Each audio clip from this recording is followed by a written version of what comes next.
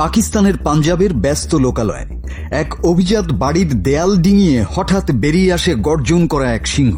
ভীত সন্ত্রস্ত মানুষ ছুটতে থাকে বাঁচার আশায়, কিন্তু ততক্ষণে দেরি হয়ে যায়। এক নারী এবং 2 শিশু গুরুতর আহত হয় এই ভয়ঙ্কর সিংহের থাবায়। এই একটি ঘটনার ভিডিও ভাইরাল হতেই নড়েচড়ে বসেছে কর্তৃপক্ষ। তদন্তে বেরিয়ে আসে চমকে দেয়া তথ্য। শুধু একটি নয়, লাহোরের সেই বাড়িতেই অবৈধভাবে লালন করা হচ্ছিল 18টি সিংহ। হ্যাঁ, ঠিকই শুনেছেন, 8টি নয়, 10টি নয়, পুরো 18টি রাজকীয় সিংহ, যাদের জায়গা হওয়া উচিত ছিল বনের গভীরে কিংবা সুরক্ষিত অভয়ারণ্যে। কিন্তু কেন এমন ভয়ঙ্কর প্রাণী কেউ ঘরে রাখে?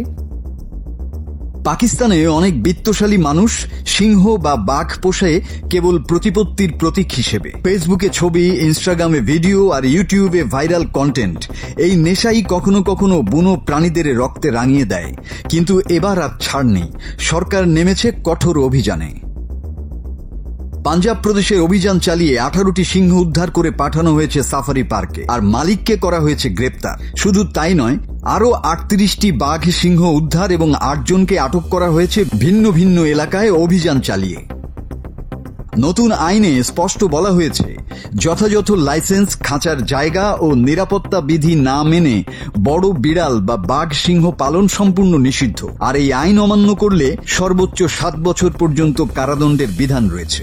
এমনকি পাঞ্জাবের বন্যপ্রাণী অধিদপ্তরের মহাসচিব নিজেও স্বীকার করেছেন তিনি একসময় একটি সিংহ পুষতেন, কিন্তু সেই সিংহ যখন তার নিজের ভাতিজার উপর ঝাঁপিয়ে পড়ে তখন তিনি বাধ্য হন সেটি বিক্রি করে দিতে।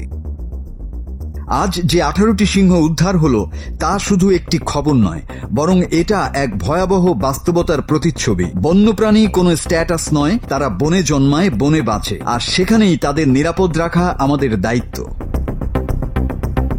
মাসুদ হাসান, বাংলা টিভি।